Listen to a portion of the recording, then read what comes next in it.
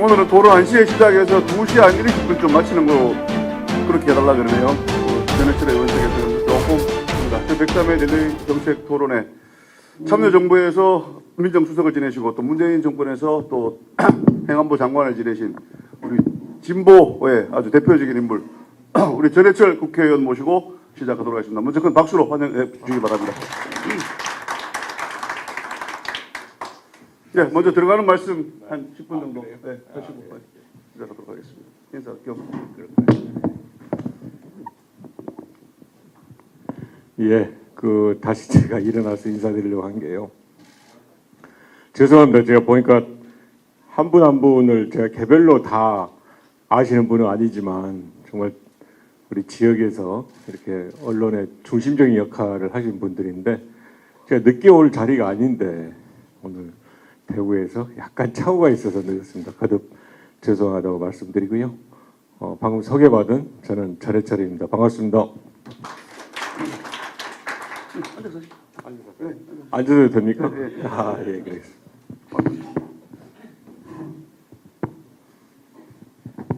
유튜브 녹화를 준비하기 때문에 그래서 앉았어요. 제가 듣기로는 제가 한 10분 이야기하고 나머지 이제 계신 분들이 편하게 말씀해 주시면 거기에 대해서 제가 답변하는 그런 게 맞죠? 그래서 가능하면 제 모두 말씀드리는 것은 좀 이렇게 간단하게 하고 또 충분하게 이렇게 질문 과정에서 제 이야기를 할 수 있으면 좋을 것 같습니다. 잠깐만요. 모처럼 만에 어떤 호남 쪽에 약간 구수한 좀 사투리를 듣는 것 같습니다. 네. 제가 굉장히 이력이 독특합니다. 전남 목포에서 중학교를 나왔고요. 그리고 고등학교를 마산 중앙고를 나왔습니다. 그래서 어릴 때부터 이 지역 감정이라는 게 정말 불합리하다. 제가 1학년 때 600명 중에서 저 혼자 호남이었는데 까닭 없는 지역 감정 때문에 왜곡된 시각이 있다라는 것을 아주 어릴 때부터 이렇게 겪었고 대학에 들어가서는 늘 저는 영남과 호남 양쪽의 향후회를 다니다가 변호사를 하면서 제가 93년부터 이제 변호사를 했는데요. 변호사를 바로 시작하면서 법무법인 해마루라는 데서 노무현 대통령님을 이제 변호사 시작하면서 같이 모시고 했습니다. 당시 노무현 대통령께서 부산 법무법인에서 문재인 전 대통령님, 문재인 대통령과 이제 사무실을 같이 하다 서울로 이렇게 오시면서 그러면서 서울에서 누구랑 같이 변호사를 할까 하다가 저희 사무실에 오셨는데 그 노무현 대통령께서 지역 감정이라는 것이 정말 폐해가 많다라고 해서 어떻게 보면 일생을 그 지역 감정의 폐해를 극복하기 위해서 이 활동하시고 정치를 하셨던 분을 제가 만나서 변호사로 모시고 이후에 참여정부에서 또 변호사님이 아니라 대통령 모시고 민정수석 등으로 한 3년 8개월 정도를 청와대에서 근무를 했고 그런 과정에서 말씀드린 대로 이 정치개혁이나 또 지역에 근거하는 이런 정치의 폐해 그리고 이를 극복하지 못하면 대한민국 정치가 설 수 없다라는 것을 많이 느낄 수 있는 계기가 됐는데 마침 제 말투를 이야기해 주셔서 제 이력 겸 앞에 설명드렸습니다. 자, 뭐 간단히 이제 좀 제가 생각했던 그 말씀을 이제 서너 가지 드리면요.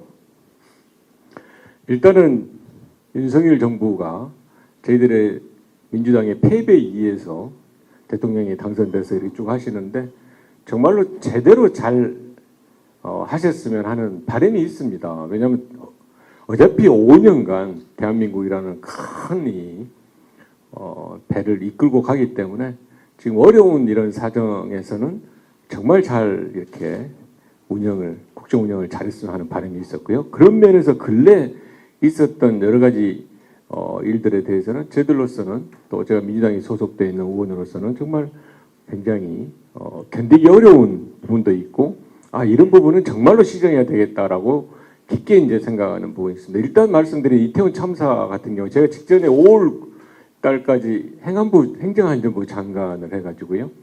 이태원 참사 경우에는 몇 가지를 구별해서 볼 수가 있다고 생각합니다. 첫 번째 112 신고가 났던 6시 34분 그리고 119의 첫 사고가 났다는 10시 15분 22시 15분이죠. 물론 이 시간대는 현재 수사나 또 앞으로 국정조사에서 미묘하게 또 약간은 바뀌어질 수는 있다고 생각합니다만 첫 번째 112 신고와 그 이후에 119 신고를 제가 말씀드린 것은 첫 번째 112 신고가 전에 그 전에 서울시 또 용산구청 나가서 행안부 등이 조치를 할 수 없었을까? 왜냐하면 10만 명 이상이 몰린다. 일주일 전에 행사에서는 충분하게 대응을 했어야 된다. 대책회의가 이렇게 한두 차례 열렸다 등등의 사정을 보면 적어도 6시 때에 112 신고 전에도 했어야 된 주의 의무가 있었다라고 생각하고요. 112 신고가 나서는부터는 이제 본격적으로 경찰의 정말 그 소극적인 태도가 문제가 되는 거죠. 112 신고라는 게 가장 급한 상황에서 어떤 지휘 체계에 의해서 해야 된다라는 것 등이 나와야 되는데 그걸 하지 않고 가장 더 아쉬운 것은 10시 15분이죠. 22시 15분에 119 신고가 나서 사고에 대한 이야기가 났다면 그 사고에 대해서 경찰, 소방, 구청 공무원, 시 공무원 등등 모든 분들이 또 가장 중요한 컨트롤 타워인 대통령실, 그 위기관리센터라든지 국정상황실 또 제가 몸담았습니다마는 행정안전부의 재난상황실 등등에서 컨트롤 타워가 돼서 그 상황을 왜 잘 통제하지 못했을까, 지휘하지 못했을까라는 이제 아쉬움이 있는데 그런 부분에 대해서 저희들은 다른 걸 떠나서 정확한 사실 규명과 진상 규명이 필요하다 생각해서 국정조사를 이야기했고 다행스러운 것은 여야가 국정조사 합의가 돼서 저는 이 과정에서 수사로 해서 위법은 밝혀질 수 있지만 수사로 해서 수사 과정에서 부당과 부적절함이 다 밝혀지는 것은 아니거든요. 그런 부분을 철저하게 밝혀내야만이 정말 어이가 없지 않습니까? 그렇게 아까운 생명이 또 젊은이들이 지난 세월호 때도 그렇게 아팠었는데 또다시 이런 어떻게 보면 정말 후직흥형, 후진국형 그런 참사가 일어난 것에 대해서는 저희들이 사실관계에 기해서 잘 국정조사에 기해서 잘 이렇게 진상을 규명하고 거기에 따른 책임 또 이후에 제도적 개선을 이루어야 된다고 생각합니다. 제가 이 건을 이야기 드린 게 당장은 저희 민주당이나 저로서는 이 이태원 참사를 잘 극복하는 것이 현재 대한민국에 가장 절실하다고 생각을 하고 있고요. 이후에 이제 그 윤석열 정부의 약간 무리한 이야기를 드리면 제가 좀 겪은 거로 제가 또 일을 했던 분야로 이야기하면 인사 시스템이 있습니다. 이미 문재인 정부에서 낙마했던 숫자의 배 이상의 그 국무위원 후보 또 장관 후보 등이 낙마를 했는데 이 인사 시스템은 제가 이제 민정수석도 하고요. 좀 이렇게 일을 해보면 자료를 수집하는 것이 중요한 것이 아닙니다. 어떤 이 대상자에 대해서 여러 가지 재산 또는 뭐 신분, 신원 등등에 대한 경력, 이력을 자료를 수집한 게 어려운 것이 아니고 수집된 자료를 어떻게 판단하냐라는 게 인사검증이나 인사 추천에 있어서는 본질적인 거거든요. 그러니까 예를 들어 법무부에서 인사검증을 한다? 그러면 법무부에서 자료만 수집한다 그러면 법무부에서 인사검증을 할 이유가 없는 겁니다. 판단을 하는 게 어렵기 때문에 이 판단을 만약에 지금처럼 법무부에서 한다 그러면 그거는 과잉 월권이 되는 거죠. 왜냐하면 모든 지금 인사검증의 대상이 되는 그 지위라는 것은 대통령의 인사권이지 법무부 장관의 인사권이 아니거든요. 저는 이런 인사 추천 내지 검증 시스템이 무너진 것이 또는 편법인 것이 또 적절하지 않은 시스템을 갖추는 것이 이와 같은 많은 낙마를 초래하는 거고 그 과정에서 그 인사 시스템에 관여한 분들이 검찰에 있었던 분들을 다 배제하라는 게 아니라 그분들도 능력도 있고 뛰어나니까요. 너무 많은 검찰 출신 분들이 있음으로 인해서 의사결정 구조가 왜곡될 수가 있다라는 면에서 저는 이제 문제가 있는데 말씀드린 바와 같이 지금 국정 운영이라는 것이 그냥 하나의 잘못이 아니라 이와 같이 시스템적으로 또 국정 운영의 통치의 원리와 통치 철학의 부족함으로 인해서 이렇게 초래된다면 좀 더 근원적인 노력을 했으면 하는 생각을 가지고 있습니다. 저희 민주당은 사실 반성하고 성찰하기 위해서 노력을 해야 된다고 생각하고 노력하고 있습니다. 연이은 선거 패배, 정당에 있어서 선거가 가장 중요한데 연이은 선거 패배는 그냥 우연이 아니고 민주당의 잘못 때문에 저는 초래했다고 생각해서 이를 혁신하고 타파하기 위한 노력을 계속적으로 해야 된다고 생각을 하고요. 다만 그런 그 노력이 그냥 개인적으로 또는 시스템적으로 주어지지 않은 거는 저는 또 한계가 있다고 생각해서 민주당이 내부적으로 혁신하고 그 혁신이라는 게 다른 게 아니라 당헌 당규를 준수하고 그동안 해왔던 시스템을 유지를 훨씬 더 원활하게 하는 것이라고 생각해서 민주당이 노력을 하고 있다 말씀드리고, 제가 처음에 말씀드렸지만 사실 대구 지역은 저희 민주당으로서 굉장히 어려운 지역입니다. 어떻게 보면 역사적으로 당연하게 어려운 지역은 아니죠. 해방 이후에는 민주당이 대구가 오히려 야당에 또는 민주당에 굉장히 우호적인 그런 좋은 저희들 입장에 봐서는 그런 지역이 있습니다만은 어찌됐든가 지금 현재로서는 특히 지난 대선 지방선거 과정에서 민주당의 사실 큰 선거 패배를 거듭 말씀드린 바와 같이 제대로 반성과 성찰의 자세로 제대로 하기 위해서 노력을 하고 있다고 말씀을 드리고요. 제가 10여 년 됐습니다. 국회의원에서요. 의정생활한 거. 물론 원외 지역위원장도 한 4년 했습니다만은 저는 일관되게 이야기를 제가 정치를 하면서 말씀드린 것은 결국은 정치라는 것은 사회의 갈등을 해소할 수 있는 제도를 만들고 이를 운영하는 것이라고 이야기를 하고 이를 실천하기 위해 노력을 했습니다. 많은 분들이 무모하다고 했지만 노무현 대통령, 제가 참여정부 때 오랜 기간 보셨던 노무현 대통령은 대연정 제안을 했습니다. 오히려 저희 지지자들이 선거를 승리하게 했더니 총리직을 야당 대표한테 주냐라고 비난에 의해서 저희들이 충분히 무르익지 못해서 그 대연정의 취지를 살리지 못했지만 그와 같은 협치와 대화와의 타협 정치를 이루지 못한다면 저는 대한민국 정치는 굉장히 어렵다. 사실 노무현 대통령이 대연정을 제안한 이유로 저는 갈등을 해소하기 위한 어찌 보면 정치가 제대로 역할을 하기 위한 그런 노력들은 실제로 이루어진 게 별로 없다 생각합니다. 제가 문재인 정부에서 내각에도 참여하고 뭐 아실지 모르겠지만 어쨌든가 문재인 대통령을 만들기 위해서 굉장히 노력했던 사람 중에 한 명인데요. 5년 집권 기간 중에 저는 노력했던 게 2018년 11월에 한 번 이루어졌던 여야정 국정상설협의체였습니다. 대통령과 여야 대표가 만나서 모든 주제를 두고 이야기를 하자. 그 이야기를 하자는 것은 양보와 그리고 대화와 타협이 전제가 되는 거거든요. 그 이후에 한 번도 여야정 국정상설협의체가 열리지 못했는데 물론 그 열리지 못함은 궁극적으로 대통령 그리고 여당의 책임입니다마는 이런 여야정 국정상설협의체조차도 이루지 못한 갈등 구조의 정치를 바꾸는 것이 저는 필요하다고 생각하고 그냥 이제는 한두 분의 선의의 마음이나 의지로 이런 걸 이룰 수 있다고는 생각하지 않습니다. 이를 이루기 위해서는 결국은 제도입니다. 지금 21대입니다만은 제가 20대 국회에서 4+1이라는 TF를 살짝 제가 제안하고 만들고 꾸려나가서 했던 것이 당시에 선거법과 공수처 수사권 조정이었습니다. 저는 선거법을 바꾸는 것이 제가 말씀드린 대화 정치의 토대다 생각을 해서 결론은 위성정당이 됐습니다마는 비례를 확충하고 지금에 있는 소선구제를 극복하는 게 필요하다고 해서 4+1 이루고 또 패스트트랙에 의해서 저희들이 그걸 실천하고자 노력했습니다마는 결국 그 선거법의 결과가 위성정당이라는 저희들이 진심으로 사과도 하고 또 죄송합니다라고 이야기를 했지만 위성정당의 결과가 나왔지만 이런 선거법을 바꾸자 하는 노력 그리고 좀 더 나가자면 결국은 분권 그리고 이제는 권한이 집중된 대통령제가 아니고 이 다원화된 사회에 맞는 헌법 체계를 만든 개헌 등등을 이루는 것이 저는 정치를 하는 목적이고 또 그걸 이루어야만이 제가 말씀드린 바와 같이 이렇게 갈등이 심한 얼마 전에 대한민국이 갈등 지수가 미국보다도 앞선다고 미국이 지금 아시다시피 공화민주 싸움이라는 게 거의 극단으로 치닫고 있지 않습니까?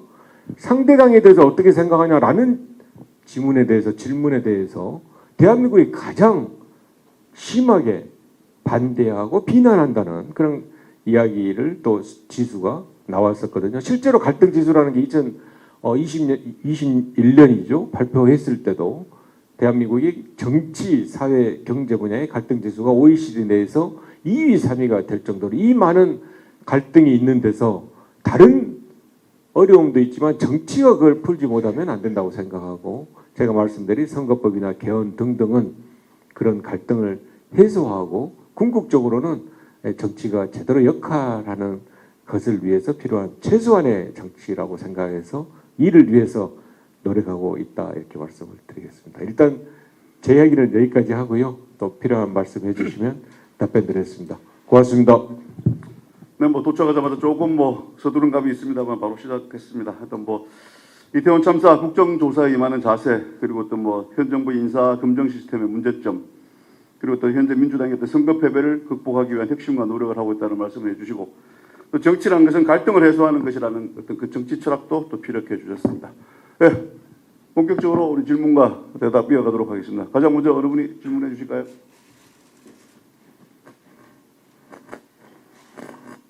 네, 우리 경북일보 우리 김명태 회장님.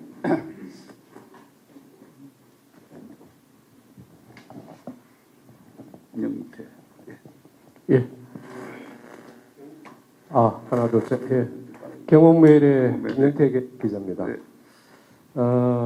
저는 개인적으로 우리나라 정당이 진보나 보수로 구분되기보다는 중도 쪽에 많이 치우쳐 있다고 생각합니다. 그런데 너무 진보나 보수의 색을 강요하다 보니까 서로 선명성 경쟁을 하고 있는 상황이라고 저는 판단을 하고 있습니다. 그래서 이러다 보니까 강대강 구도로 흐르고 있는데, 아까 선거법 개정 이야기를 조금 하셨으니까 지금 여야가 중대선거구제에 관계되는 그 논의를 하고 있는 걸로 알고 있습니다.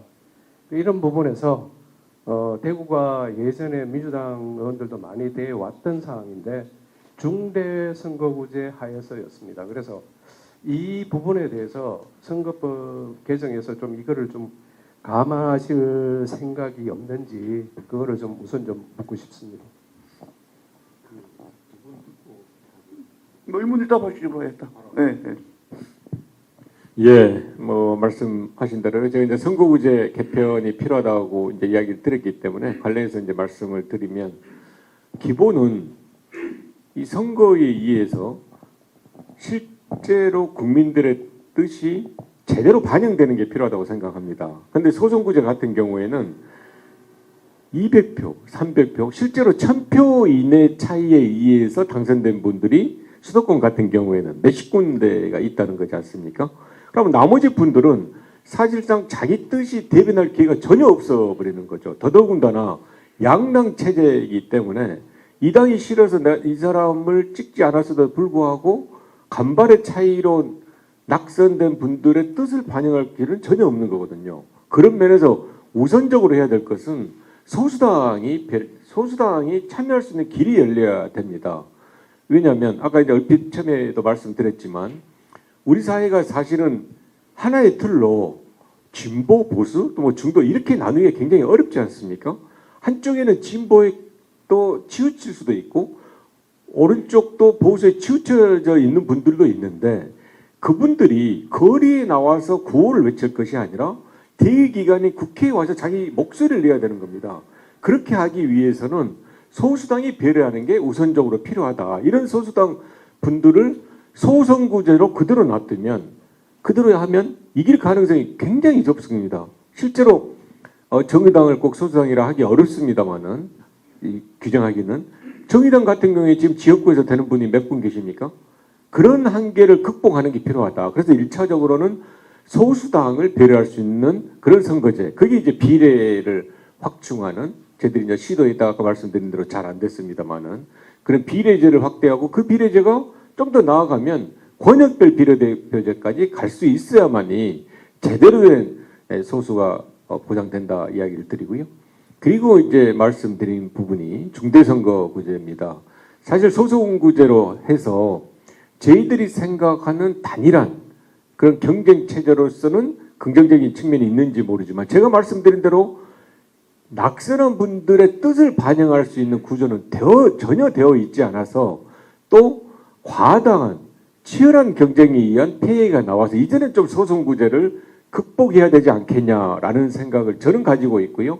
그런 면에서 지금처럼 253대 47의 구도에 의한 소선구제는 이제 한계에 봉착했다. 이를 극복하기 위해서 첫 번째 말씀드린 비례에 좀 더 소수당이 올 수 있는 그러니까 연동형 같은 거겠죠. 또는 권역별 같은 거겠죠. 그런 비례제 확충이 필요하고 두 번째는 이 지금 소선구제도 이제는 좀 바뀔 때가 되어 있고 그 바뀌는 것은 중대선거구제입니다. 하지만 중대선거구제를 이름 그대로 시행을 하면 또 도시와 농촌 지역의 차별성이라든지 농촌 지역의 과소 대표성이라든지 등등의 문제가 있기 때문에 소선거구제를 바꾸되 이걸 비례에 어떻게 확충을 하느냐 아니면 중대선거구제로 바꿀지에 대해서는 논의가 필요하지만 저는 현재 구도는 문제가 있다라고 자신 있게 말씀을 드릴 수 있고요. 국회에서 정개특위가 지금 이제 진행 중에 있습니다. 당연히 이전에 했던 위성정당의 폐해를 없애는 그런 선거구제도 논의를 하고 있고요. 또 하나는 이제 그 예산 심사 같은 경우에 지금도 이번 2일 날 내일 모레죠. 본회의가 예정되어 있고 본회의 시한이 12월 9일이어서 그때까지 해야 되고 저도 불과 2, 3년 전에 여당의 예결위 간사를 하고 있습니다만은 실제 예산 심사가 너무 형해화되어 있고 과정에서 정부의 권한이 너무 큽니다. 증액에 대해서 정부가 동의하지 않으면 국회가 아무리 의결한다 하더라도 전혀 효력을 발휘할 수가 없거든요.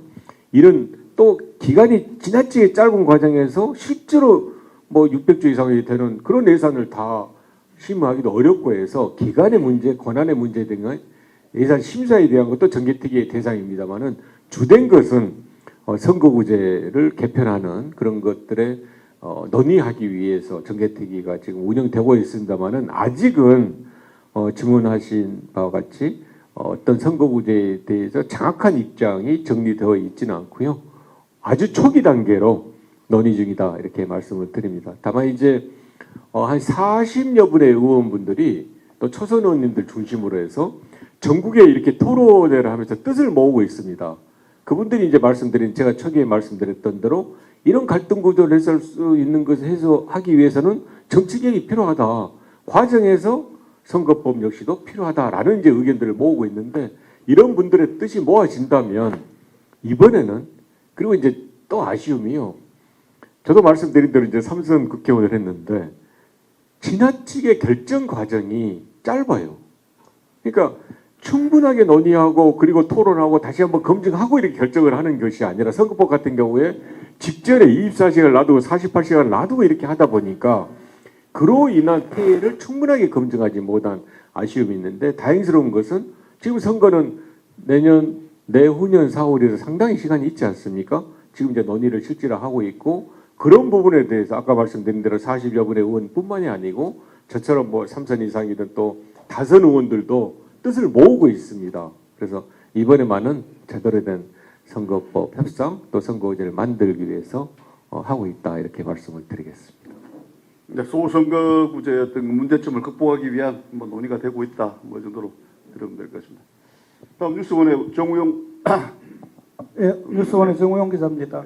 아까 모두 발언하시면서 수사를 통해서 위법은 밝혀질 수 있지만은 부당과 부적절함을 다 밝힐 수는 없다.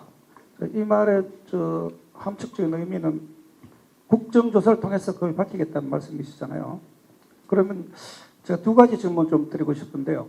행안부 장관을 하셨으니까 지금 이상민 장관이라면 지금 의원님께서 행안부 장관이라면 거취를 어떻게 하실 것인지 그리고 지금 국조가 합의를 해서 이제 시작을 앞두고 있는데 민주당에서는 행안부 장관 파면을 해임을 먼저 요구하고 있어서 어불성설이라는 여당의 주장에 대해서 어떻게 생각하시는지 그 두 가지 궁금합니다. 제가 이제 우리 사회 보신 분한테 말씀드린 것은 한 두 가지 정도를 질문을 모아서 하면 제가 두 번째 질문할 때 첫 번째 질문에 대해서 답도 좀 생각할 여유가 있지 않냐 해서 그렇게 말씀드렸더니 바로 일문일답하세요 그렇게 말씀하셨어요. 각각 질문 두세 가지 하시면 질문을 또 까먹으시더라고. 네. 알겠습니다. 사실 이제 제가 이제 상임위를 환노위 위원장을 하고 있습니다. 환노위를 환경노동위원회를 가세요. 제가 가장 많이 아는 분야는 이제 아직도 모르요. 저는 이제 변호사 출신이고 법사위를 굉장히 오래 했고요. 그래서 상임위원장을 한 다음에 법사위원장을 가장 잘할 것 같고 그리고 뭐 정무위 활동했으니까요. 그리고 나서는 행안위이지 않겠습니까? 직전까지 행정안전부에 일을 했으니까요. 행정안전부 행안위 위원장은 안 갑니다. 상임위원회도 안 갑니다. 이유는 거기 가면 어제까지 같이 일했던 분들이 앉아서 답변을 해야 되는데, 그리고 그분들이 그럴 거 아니에요. 대답하다가 그는 전임 장관이 했던 거다 이렇게 하면. 그래서 이 말씀 드리는 게 사실은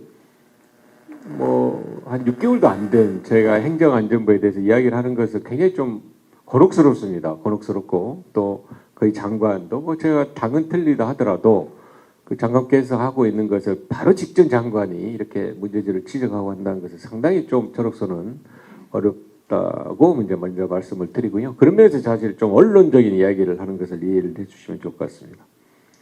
지금 책임을 누가 지우냐는 것이 분명하게 안 밝혀진 것은 맞습니다. 수사를 하고 있고요. 과정에서 당연히 억울한 분도 있지 않겠습니까? 하지만 저는 이 책임이라는 것을 꼭 법률적 책임을 해서는 안 된다고 생각을 합니다. 엄청난 분들이 사실은 그 참사로 인해서 돌아가셨잖아요. 국민들이 화가 나 있잖아요. 엄청난 절망감과 분노가 있는데, 그렇다면 그걸 법률적 책임만으로 해서는 안 된다고 생각하는 게 첫 번째고요. 그 다음에는 책임을 져야 될 분이 제도 개선이나 또는 진상규명을 하고 있으면 안 된다고 생각을 합니다. 어떤 보고를 할 수가 있겠습니까? 저도 말씀드린 대로 장관도 하고 민정수석 됐습니다만은 저와 관련된 보고를 할 수가 있겠습니까? 저와 관련된 제도 개선을 이야기할 수 있을까요? 그러면 그때 또 제가 아무리 처연한다 하더라도 그 일을 잘할 수 있겠습니까? 그런 면에서 지금은 비난을 하는 법적인 책임을 말한 게 아니라 진상을 규명하기 위한 것이고 제도 개선을 하기 위한 거라면 말씀드린 대로 좀 더 책임의 범위를 넓혀가지고 책임을 질 사람들은 지는 게 맞다. 그리고 그 시기 역시도 제가 말씀드린 대로 법적인 책임을 묻는 것이 아닌데 수사가 끝나서 책임을 물어야 되겠습니까? 그게 국민들이 원하겠어요? 수사가 끝나가지고 형사처벌을 하는 겁니다. 기소를 하는 거죠. 지금 이야기하는 것은 이런 엄청난 참사가 일어난 거에 대해서 적어도 법률적, 정치적 또는 정무적 책임 등을 져야만이, 그래야 국민들이 납득을 할 수가 있고 국민의 분노가 조금은 사그라들 수가 있는 거고, 제가 말씀드린 대로 진상규명과 제도 개선이 있어지는 거지 않습니까? 그런 면에서 저는 책임에 대해서는 좀 더 넓게 그리고 단호하게 신속하게 해야 된다고 생각하고, 제가 과정에서 이 건에 대해서 수사로 다 되지 않습니다라고 말씀드린 게 바로 대통령실과 행정안전부 문제가 되는 겁니다. 대통령실의 위기관리센터는 안보와 관련된 것만을 하는 데가 아니고요. 재난에 대해서도 대응하는 데입니다. 국정상황실은요, 그냥 어느 상황을 받고 보고만 하는 게 아니고요. 필요한 조치를 하는 겁니다. 지시를 하고 나서 어떤 조치가 이루어졌느냐는 것이 중요하지, 언제 보고했고 그냥 지시했다? 지시했을 때, 대통령께서 지시했을 때 담당 장관이 불과 1, 2분 전에 그 상황을 보고받았는데 대통령이 지시에 대해서 정확한 조치를 할 수가 있을까요? 등등을 밝혀야 된다는 겁니다. 이게 지금 형사적인 문제입니까? 수사로 밝혀지지 않고 이런 문제에 대해서는 국회에서 국정조사로, 위법이 아니라 하더라도 부당하고 부적절한 것에 대해서는 저는 밝혀져야 된다라고 이제 생각을 하는 거고요. 국정조사를 여야가 어렵게 합의한 것에 대해서 저는 굉장히 그래도 성과라고 생각합니다. 또 당연히 해야 되지 않겠습니까? 국정조사를 하는데 그걸 왜 반대를 합니까? 저는 이제 그런 면에서 국민의힘에서 함께 합의하고 협의해서 국정조사를 하게 된 것은 좋게 잘 됐다 생각하고요. 과정에서 국정조사를 합의했는데 왜 해임 권한을 또 하려고 하냐라는 부분에 대해서는 제가 앞에 모두에 말씀을 드렸습니다. 책임을 질 분들이 책임을 지지 않고 있으면 되냐? 그 책임이라는 거에 대해서 아무런 응답이 없는 것은 그런 문제지 않을까요? 그런 면에서 이 책임을 묻고자 하는 것이 옳지 않다라는 거에 저는 동의할 수 없습니다. 다만 지금 국정조사를 해서 바로 조사의 대상도 정하고 시기도 정하고 방식을 정해야 될 이 시기에 또 해임 권한을 해가지고 말씀드린 바와 같이 경쟁을 또 만드는 그런 소지를 하는 것에 대한 판단은 조금 문제가 있지 않냐라는 지적에 대해서는 저는 또한 수긍할 수 있다고 생각하고, 그것이 바로 어제 민주당 의총에서 나왔던 이야기입니다.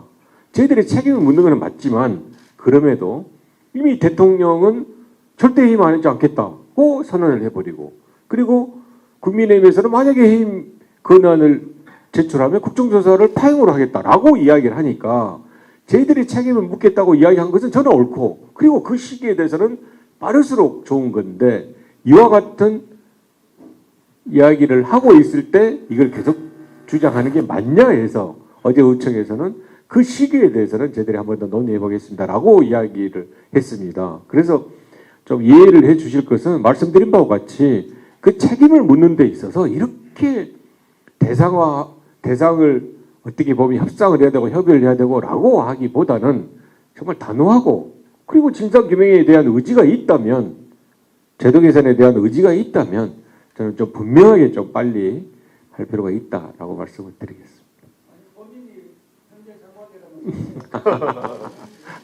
예, 제가 지금 현직 장관이 아니어가지고요. 하나는 이제 말씀드린 대로 제가 이제 청와대 3년 8개월 근무해서 굉장히 오래 근무한 겁니다. 대통령 임기가 5년이니까요. 굉장히 이제 민정수석실에서 제가 굉장히 오래 그 3년 8개월에 근무하지 않았습니까? 사실은 뭐 장관도 제가 1년 6개월 했습니다만은 이 정무직 민정수석이든 장관은 사실은 임기제가 아닌 이유가 있습니다. 그것은 늘 저는 그만둘 생각을 하고 있는 거죠. 저도 사실 근무할 때, 민정수석으로 근무할 때는 한 두어 차례 그만둬야 되겠다고 생각도 하고 뭐 직관적으로 말씀도 드리고 했는데, 이 정무직에 있는 분들이 자기 직에 연연한다는 것은 저는 정말 맞지 않다고 생각하고, 또한 국무위원 역시도 한편으로는 내각의 책임자로서, 부처의 책임자로서 자기 일을 하지만 한편으로서는 대통령을 보좌하는 그런 자리와 지위도 있거든요. 그런 참모들은 언제든지 자기 일을 던질 수 있어야 제대로 일을 할 수 있다라고 생각합니다. 근데 꼭 뭐 답은 안 했지만 뭐 이상민 장관 물러나야 된다라는 말을 아주 뭐 길게 하신 것 같습니다. 네, 다음 물개 방송. 네, BBS 김정일 김정일입니다. 부장님 질문해야겠습니다. 네. 그 헌정 70년을 놓고 봤을 때요, 한 50년 검찰 권력을 이제 제동을 걸기 위해서 노무현 정부 때 검찰과의 대화도 시도하지 않았습니까? 그리고 20년이 흘러가지고 문재인 정부 때 또 뭐 그런 어떤 액션들이 그 추미애 법무부 장관이 있을 때 있었는데, 그 당시에 윤석열 검찰총장을 임명해놓고 그 뭐 정무수석도 하시고 이렇게 했으니까요. 이런 어떤 이 가능성, 검찰 권력이 정권을 잡을 것이라고는 예측은 못 하셨습니까? 그 어떤 뒷배경이 좀 궁금하고요. 결국은 그 어떤 우유부단함이 그 민주당이 정권을 빼앗기는 이런 어떤 상황까지 왔었으니까, 그게 아마 나름의 첩보나 정보들을 가지고 있었을 텐데 왜 대처하지 못했는지 요거 한번 해주시고요. 그리고 최근 또 검찰이 계속 문제가 되잖아요. 검찰이 지금 대장동 사건을 윤석열 정부의 공정 원칙에도 위배되는 어떤, 국민들이 좀 의아한 어떤 55 클럽에 대해서는 수사가 부진한데 지금 정치권에 대한 어떤 수사 드라이브를 걸고 있지 않습니까? 이재명 대표를 옥죄고 있고요. 이 대장동 사건의 어떤 결과는 뭐 어떻게 예측하시고, 이재명 대표의 어떤 관여성은 얼마 정도 되며, 그리고 오늘 이렇게 대구까지 오셨는데 이것도 이재명 대표의 어떤 이 검찰발 뭐 기소 이런 사건과 연관돼 가지고 향후 어떤 당 대표의 어떤 도전에 대한 어떤 그런 부분까지 있는지 한 말씀해 주십시오. 질문이 너무 많은 것 같습니다. 거의 마지막 질문입니까 지금?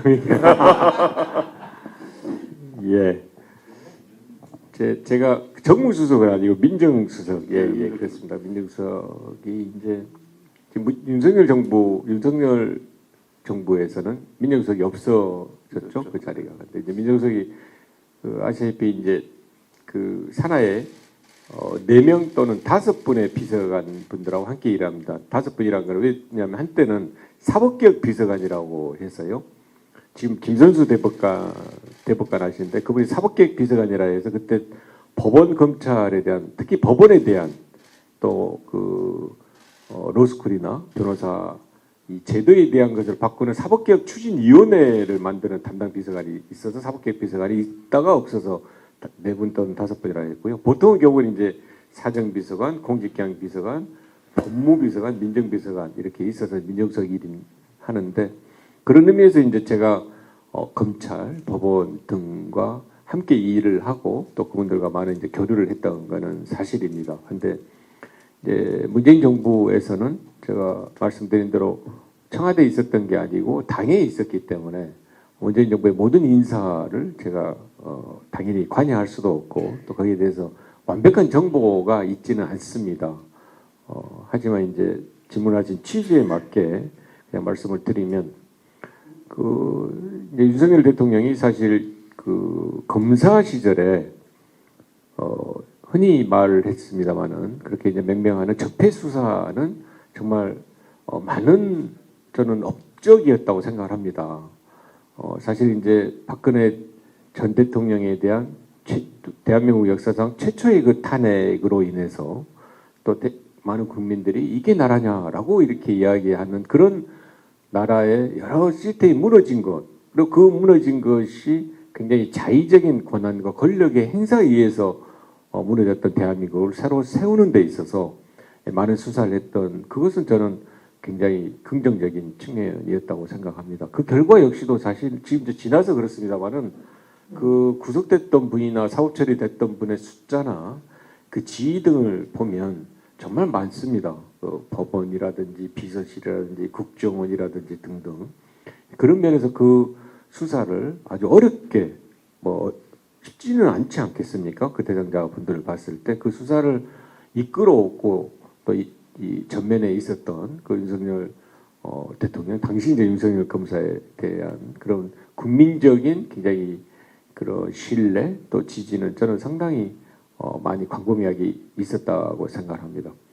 이후에 이제 검찰총장이 되고 그리고 검찰총장이 되고 나서 잘 아시다시피 일련의 법무부 장관과의 갈등 등등에서 이제 국민들이 한편에서는 지지를 하고 또 한편에서는 비난을 하는 이제 결과로 인해서 결국은 이제 국민의힘의 대선 후보까지 됐는데요.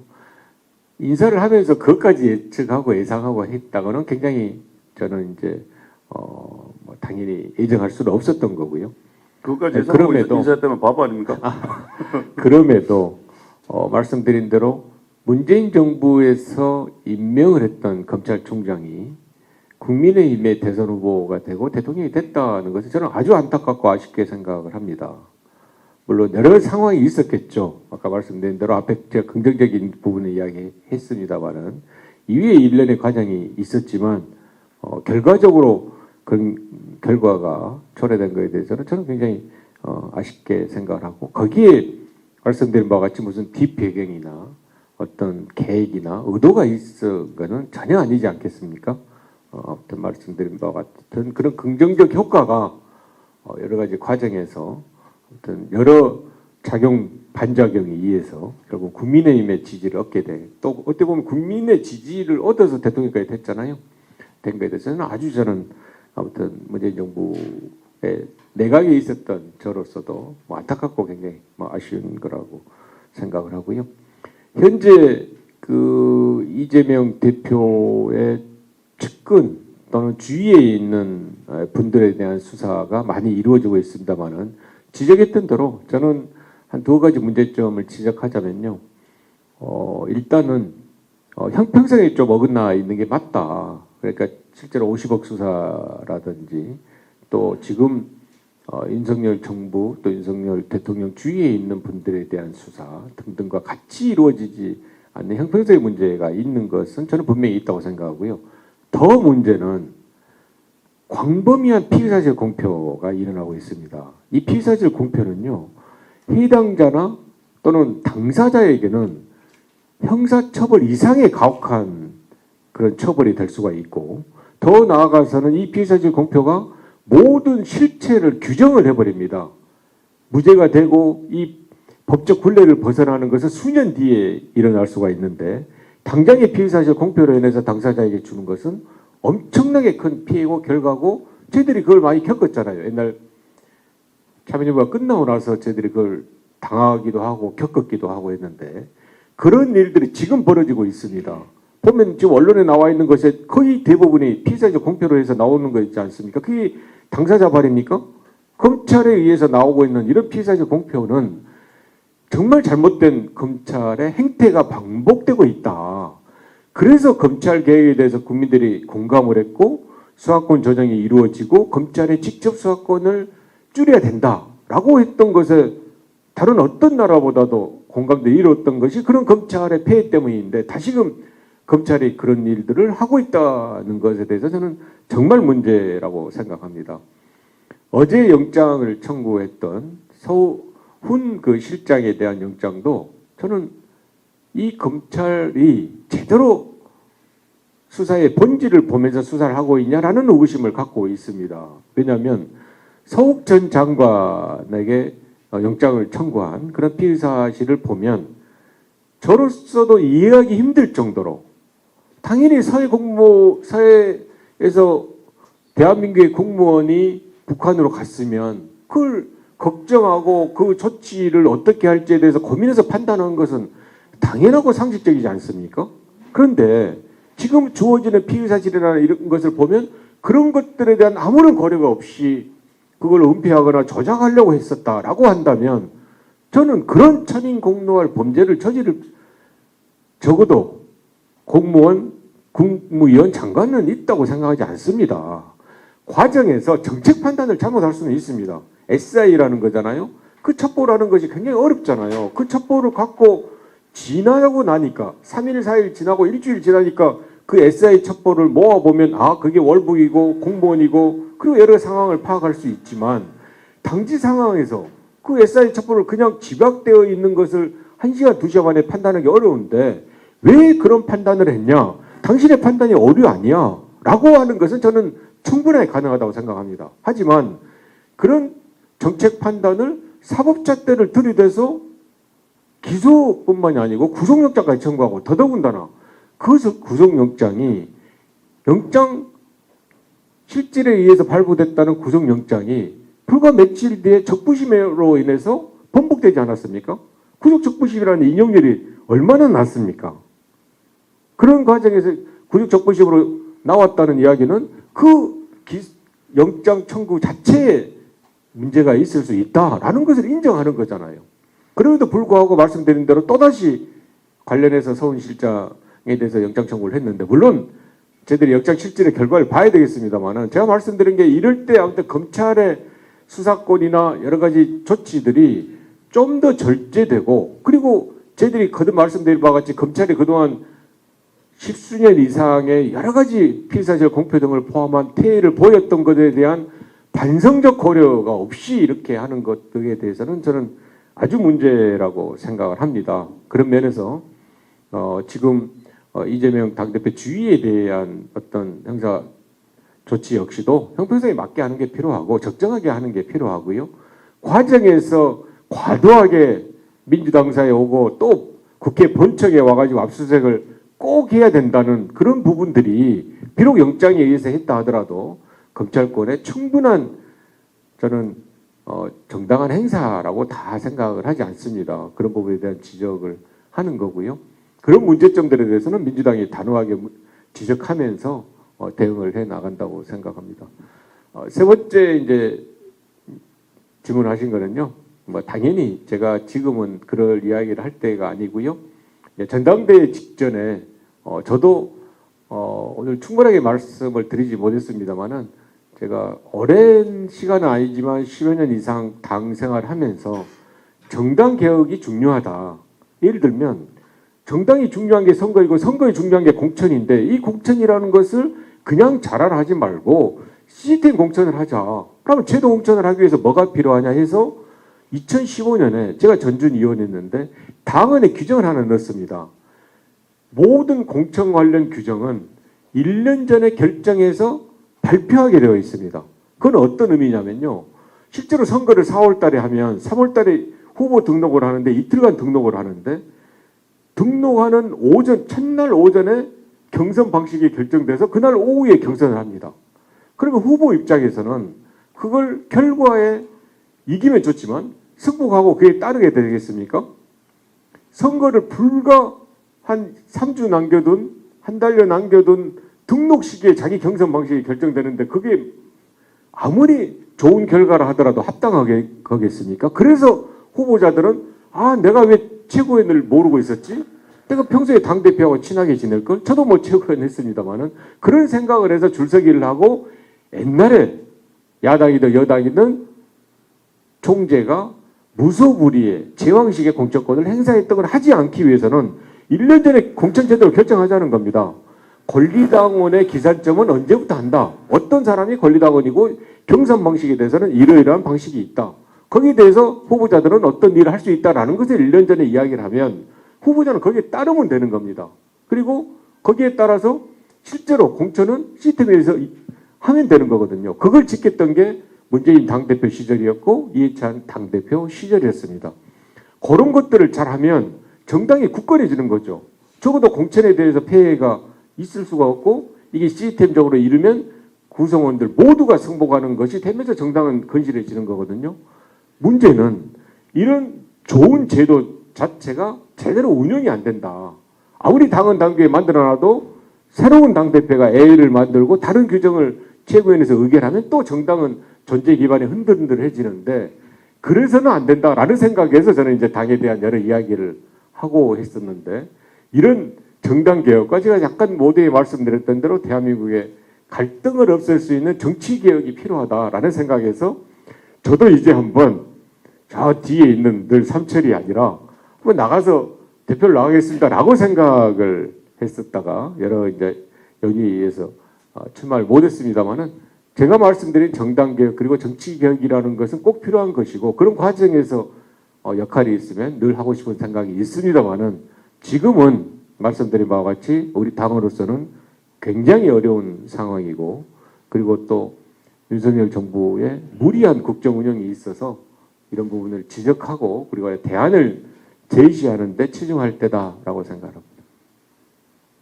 네, 뭐 당대표 출마까지는 지금 아직은 뭐 좀 이르다고 받아들여도 되겠습니다. 언젠가 기회가 오면은 할 생각은 있으시다. 뭐 정도로 이해하면 되겠습니까? 예. 네, 다음 우리 연합뉴스. 네.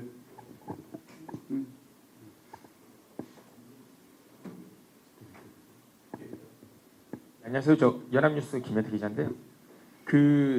이재명 대표의 사법 리스크 대응과 관련해서 지금 당내에서는 의견이 엇갈리고 있습니다.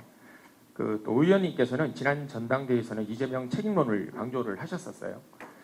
현재 이제 이재명 대표의 사법 리스크 대응과 관련해서 당이 어떻게 대응하셔야 된다고 생각하시는지 부탁드립니다. 예, 전당대회 전에 제가 이재명 이제 그 당시에 대선 후보였었죠. 제가 사적으로 만나서도 이야기를 했고요. 개인적으로 만나서 그리고 또 공개적으로도 제가 이야기를 했습니다. 이번 당대표 선거를 나오면 안 된다라고 했던 것이 처음에도 말씀드렸지만 민주당이 연이은 선거 패배에 대해서 가장 중요한 것은 반성하고 혁신하고 성찰하는 게 필요하다고 생각을 했습니다. 대선 패배의 이유가 뭐겠습니까? 민주당, 그리고 후보, 그리고 전임 정부인 문재인 정부 탓등이 있으면 그런 부분에 대해서 충분하게 민주당은 반성 성찰해야 된다라는 게 우선이었죠. 그런 면에서 이제 이재명 당시 대선 후보에게도 그런 것을 국민에게 공감대를 형성하기 위해서는 이번에 당대표 선거를 안 나오는 게 맞겠다라고 이야기를 했고요. 당시에 제가 나오지 않으면 좋겠다라고 이야기를 하면서 여러 가지 사법 리스크가 있어서 나오지 마라 이런 이야기는 한 거는 아니었습니다. 아까 말씀드린 대로 적어도 대선 또 대선도 참 많이 아프지만 그 이후에 이루어진 지방선거에 정말 큰 패배도 굉장히 아쉽지 않습니까? 거의 지방 권력의 많은 부분을 다 잃어버려가지고 그런 부분이 조금 다른 이야기인데요. 부울경연합은 정말 저 아쉽습니다. 저는 그 대구 경북도 마찬가지인데요. 원래 대구 경북은 통합을 하려고 했었죠. 그러니까 아시다시피 부울경이나 대우 통합은 하나입니다. 수도권과 경쟁하자는 거거든요. 경쟁이 안 되죠. 수도권과 어떻게 경쟁이 되겠어요? 거기에 대학, 인구, 인프라 모든 게 다 있잖아요. 지방에서 만드는 여러 가지 물건이든지 산업이든지 아니면 대학조차도 수도권과 경쟁해서 그냥 이길 수가 있을까요? 그런데 우리가 인위적으로 뺄 수가 있습니까? 1조 원의 예산을 제가 행안부 장관 때 해서 인구 소멸 지역에 한다고 하지만 그 예산으로 됩니까?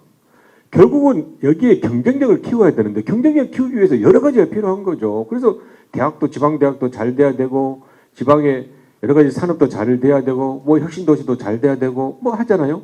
그 중에 하나가 예를 들면 이 지방 광역 단위의 결합입니다. 그 대구 경북도 그래서 통합하려고 했잖아요. 통합하려고 막상 해외에서 보니까 너무 걸린 게 많잖아요. 그러는 차에 부산, 울산, 경남은 통합하지 않고 연합을 만들자. 그러면 수소기지를 하나 만들더라도 울산하고 경남하고 경쟁을 하지 말고 울산에 만들고 그것을 경남에서 충분하게 활용하자. 넣은 것을 함께 실제로 그랬어요. 철도를 하나 넣는데 그 전에는 울산하고 경남하고 굉장히 경쟁하던 것을 둘이 같은 안을 내가지고 통과되기도 했거든요.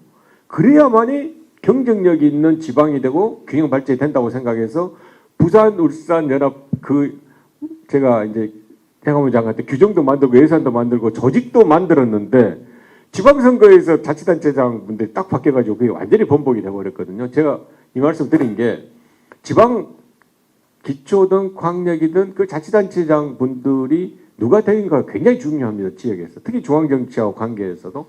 민주당 입장에서는 지난 지방선거가 굉장히 이제 아픈 건데요. 제가 좀 돌려서 말했습니다만 아무튼 그런 연이은 대선 지방선거 패배를 대수롭게 보면 안 된다. 충분히 반성해야 되고 성찰해야 된다라는 데서 이제 당시에는 그런 이야기를 드렸다고 말씀드리고요. 사법 리스크에 대해서 현재 제가 앞에도 말씀드렸지만 검찰 수사의 무리함에 대해서는 확실하게 지적을 해야 된다고 생각을 합니다. 그리고 거기에 대해서는 정말 아주 단일한 대우로 해서 대응을 해야 된다고 생각합니다.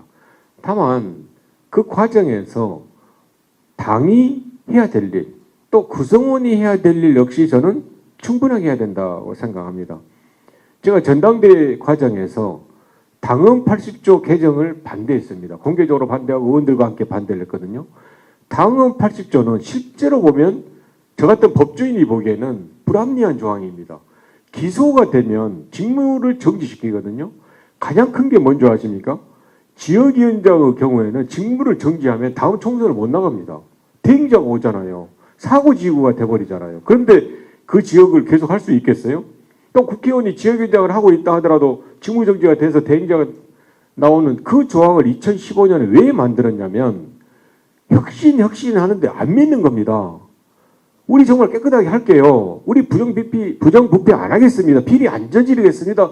해도 늘 정치인들이 문제가 되고 하니까 아무도 믿지를 않는 거예요. 그래서 국민들이 요구한 거 아니에요. 너희부터 보여봐 그러면. 그러면 쟤들이 뭐라 하겠어요? 절대 부정비리 저지르지 않겠습니다. 이걸 믿어줍니까? 계속 발생하는데. 그래서 만든 조항이 제가 말씀드린 대로 법조인이 보기에도 별로 합당하지 않습니다만은 기소가 되면 직무집행을 정지시켜버리겠다는 거예요. 그럼 불이익을 주겠다. 무죄추정의 원칙에 반하지만 그럼에도 그런 것들을 하는 것이 당이 혁신적인 모습이고 그걸 지키는 것이 제대로 가는 거다라고 해서 2015년에 만들었던 그 규정을 전당대회 과정에서 당원들의 뜻이라고 하지만 그것을 개정하자고 나오니까 제가 가장 앞장서서 반대를 했죠.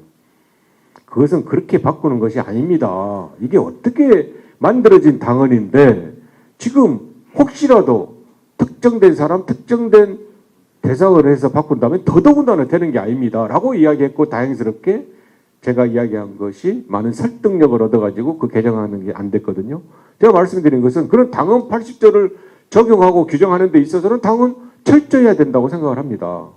말씀드린 대로 검찰 수사의 잘못된 부분은 지적하고 나아가야 되지만 흔히 말하는 내로남불이 돼서는 안 된다고 생각하기 때문에 과정에서 당이 때로는 아주 철저하게 또 아주 정확하게 해야 될 일은 하는 것이 당이 또 굳건히 서는 길이라고 생각해서 그런 부분에 대해서는 뭐 저 포함해서 많은 분들이 잘 노력하리라고 생각을 합니다. 예, 옆자리 바로 이어가십시다. 예. 영남일보의 민경석 기자입니다. 그 앞에 질문과 관련해서 그 이낙연계, 정세균계, 또 친문계 등이 이제 만일의 사태에 대비해서 조직 재정비에 나섰다는 이런 보도도 나오고 있는데요. 이런 보도가 나오는 데 대해서는 좀 어떤 입장을 갖고 계신지 답변 부탁드리겠습니다. 이제 뭐 아실지 모르지만 개파 뭐 이러면 굉장히 자유스럽지 않은 게 접니다. 사실은 저는 어느 자리에서 이야기를 했는데요. 제가 그 2008년에 이제 그 민정수석을 임기 2개월 남겨두고 이렇게 그만두고 출마를 했습니다. 그때 출마할 때는 정말로 참여정부의 철학 그리고 노무현의 가치를 한번 평가받고 싶었습니다. 이렇게 노무현이 생각하는 정치개혁과 대한민국 뭐 분권, 평화 이런 거 있는데 너무 지지율이 낮고 국민들이 거기에 대해서 많은 비판을 하니까 저는 출마했는데 당연히 이제 당연히라기보다 안 됐습니다.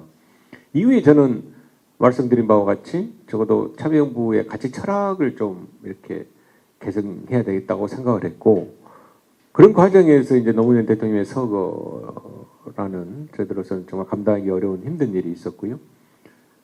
그 대안이 문재인 대통령 당선이라고 생각을 했습니다. 문재인 비서실장이었죠. 또 제 전임이었죠. 제 그 민정수석 전임이었고요. 제가 또 민정수석 때는 비서실장으로 계셨고 뭐 노무현 대통령 개인보다는 노무현 대통령이 생각했던 여러 가지 그 가치와 철학을 계승 발전시키는 게 저는 뭐 대한민국에 필요하다고 생각을 했고 그것 때문에 또 정치를 했기 때문에 그런 것을 실천하고 실현하는 것에서는 문재인 대통령이 당선이 필요하다. 문재인 후보의 당선이 필요하다 생각해서 여러 모임을 제가 주도했던 게 맞습니다. 그때는 개파고 패권이었습니다. 실제로. 뭐 이름 나올 때 뭐 부엌이도 나오고 여러 이름이 나올 때는 제가 이 실제로 당내에서 그 정치를 하고 또 세력화를 하는데 필요한 것들을 했는데요. 문재인 대통령이 되고 나서는 사실은 저한테는 개파와 패권이 어떻게 보면 필요가 있지 않습니다. 저는 초심으로 돌아가고자 합니다. 제 초심은 노무현의 가치인 거거든요. 그분이 했던 그런 정치, 제가 대연적이라는 것을 얼마 전까지만 해도 전혀 정치를 하는 분들 평가하지 않았습니다. 그냥 무모한 시도라고 했지만 저는 끊임없이 수년간 이야기하고 다녔습니다. 노무현의 대연적 정신을 배우자고 이야기하고 20대 제가 4+1을 할 때 아까 질문도 하였습니다마는 소송구제를 주장하는 제 가까운 의원들을 설득하는 것도 굉장히 힘들었습니다.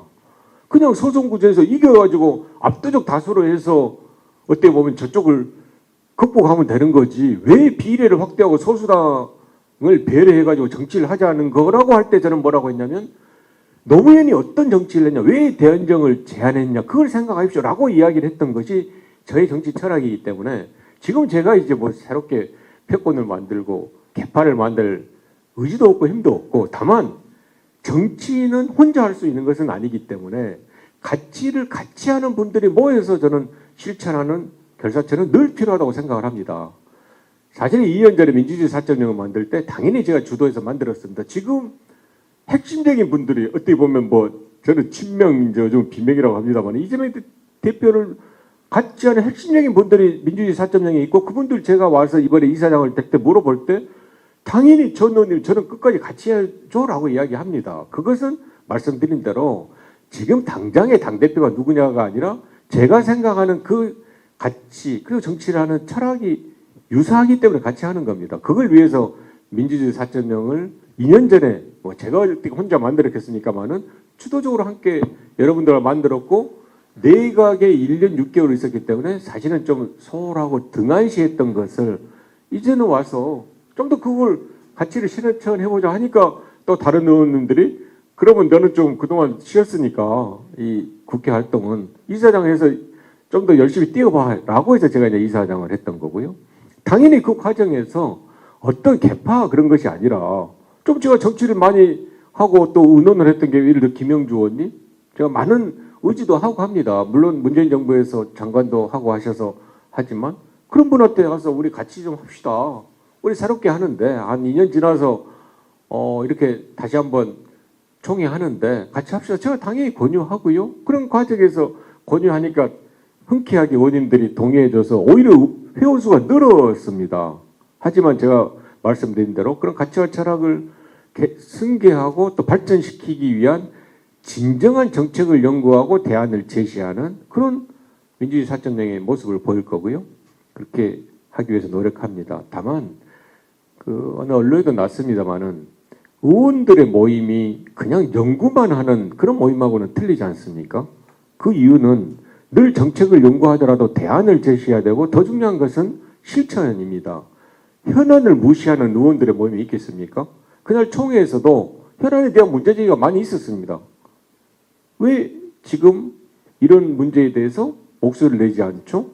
그리고 이런 부분에 대해서는 우리 입장이 있어야 되지 않겠습니까? 라고 이야기를 하는 겁니다. 저는 당연한 이야기라고 생각하고요. 말씀드리가 쭉 제가 사법 리스크에 대해서 말씀드린 대로 저는 지금 단계에서 해야 될 일은 이와 같이 당이 문제가 있는 검찰 수사의 문제점을 지적하는 게 필요한 거고요. 이후에 제가 당헌팔주도 이야기를 했습니다만은 여러 당의 모습이 좀 더 철저하고 그리고 투명하고 그리고 원칙에 어긋난다 그러면 당연히 문제 제기를 할 것이고요. 그런 면에서 저는 민주주의 4.0의 그런 모임도 말씀드린 대로 저희들이 생각하는 여러 정책을 실천하는 것에 당연히 치중할 것이고 과정에서 당내 현안에 대해서도 결코 소극적인 모습을 보이지는 않을 거라고 생각합니다. 네, 지금 약속된 시간이 있기 때문에 지금 저한테 질문하겠다고 사인을 준 두 분만 질문 받고 끝내도록 하겠습니다. 브레이크 뉴스 이승현 기자, 네, 질문 이어가 주십시오. 네. 네, 나옵니다. 브레이크 뉴스 이승현 기자입니다. 지역과 관련된 좀 질문을 좀 드릴게요. 아까 정계 개편 얘기도 살짝 언급을 하셨지만 들어보셨을지 모르겠습니다만 군의군이 대구시에 편입된다, 가시권에 들어왔다 이런 것들이 계속 보도는 나오고 있습니다. 경북군이군. 결국은 이게 나중에 가서는 지역구 의원님이시니까 결국은 선거구 이 문제가 좀 나중에 남아 있을 것 같아요. 그 선거구 획정에 있어서 민주당의 도움도 좀 있어야 될 것 같고, 그래서 여쭤보는데 민주당에서는 이 문제 지금 어떤 시각으로 좀 바라보고 계시고, 또 하나는 광주 이제 목포 옆에 광주 공항도 지금 군공항도 이전한다고 하지 않습니까? 그 특별법 문제도 여기서는 굉장히 주시하고 있는 문제 중에 하나인데 그거는 좀 어떻게 돌아갈 것 같으신지 견해를 좀 듣고 싶습니다. 군의군은 이제 올해 초에 사실은 이제 당시에 그 이철우 지사님 그리고 그 대구시장이신 우리 권 시장님이 저를 통화도 하고 저를 찾아왔었습니다. 행안부 장관 때. 그래서 군의군 편입을 해야 되기 위해서는 뭘 바꿔야 되고 행안부가 해야 되거든요, 역할을. 그때 제가 뭐라고 이야기했냐. 물론 군의군 편입이 뭐 여기 계시면 더 잘하겠지만 이제 공항 이전과 관련되잖아요. 공항 이전을 하기 위해서 군의군 이제 편입하고 그게 상당히 전제 조건이 되어 있지 않습니까? 그때 제가 어떻게 이야기를 했냐면요. 뭐 당연하지 뭐 당 이런 걸 떠나서 약속은 지켜야 되고 그 다음에 둘째는 지역 주민들의 의견이 중요합니다. 당시에 그 아실지 모르지만 의회에서 잘 통과가 되지 않았거든요. 의회 통과가 필요합니다. 분들이 의견을 모으고 거기에 따라 하는 게 맞다. 물론 전체적으로 보면 편의성과 효율성 또는 행정체계 전반으로 보면 문제가 있을지 모르지만 그럼에도 그분들이 그와 같은 의사결정을 하고 뜻을 모았다면 상당한 이유가 있기 때문에 그걸 존중해 주는 게 맞다라고 생각을 했어요. 그런 과정을 갔다고 말씀을 드리고 관련한 이제 군공항 이전에 대해서도 마찬가지입니다. 신공항 사업에 대해서 지금 이제 신공항 특별법을 하기 위해서 이 지역에 있는 분들이 이렇게 이제 많은 노력을 하고 있고 또 국회에서 이제 소위에서 이제 다뤄야 될 의제 대상이 되고 있는데요. 이거 역시도 그동안에 많은 분들의 뜻을 모아가는 방향성이 맞다고 생각합니다. 군공항 이전법 특별법을 제안할 때 발의할 때 민주당 의원분들도 한 10여 분 이렇게 발의에 동참했잖아요. 그걸 아시잖아요. 그 이유가 이거는 상당한 공감대가 있는 그 사업이고 또 그 공공항 이전 특별법의 통과의 당위성이 있는 거죠. 광주에서도 법안을 지금 발의해가지고 이제 11월 중에 상정하고 이렇게 가고 있지 않습니까? 다만 제가 말씀드린 대로 군의군 편입 또 신공항 이전에 대해서는 필요성, 당위성은 제가 충분하게 말씀을 드렸고 다만 이걸 실제로 실행하고 처리하고 하는 데서는 좀 많은 부분들을 고려하고 또 헤아려 줬으면 하는 생각이 있습니다. 그런 면에서 이제 아마 광주하고 연계성도 있는 것 같고 또 지역에서 다른 지역에서 문제 제기를 하는 것도 있는 것 같고 당장 이 지역 내에서도 이런 문제점들을 지적하는 게 있는 것 같은데요. 큰 당위성과 필요성은 저는 뭐 동의하고 또 그 취지에 상당히 따르고 아마 그런 방향으로 갈 거고 하지만 조금의 세부적인 그런 부분에 대해서는 좀 더 지혜롭게 많은 분들이 대화도 좀 하시고 설득도 하는 것 등이 필요하지 않을까라고 생각합니다. 네, 특별법 통과에도 힘도 좀 불어넣어 주시기를 부탁드리겠습니다. 그런 뜻에서 저에게 질문한 것으로 알고 그 뜻을 잘 헤아리도록 하겠습니다. 네. 네, 마지막으로 매일신문의 우리 이통훈 기자 질문 끝으로 받겠습니다. 네. 예, 안녕하십니까. 매일신문의 이통훈 기자입니다. 저도 그 앞서 질문과 이어지는 건데요. 저는 뭐 좀 제가 질문 드릴 거 쭉 해주셔가지고 노골적으로 하나만 마지막으로 여쭤보겠습니다.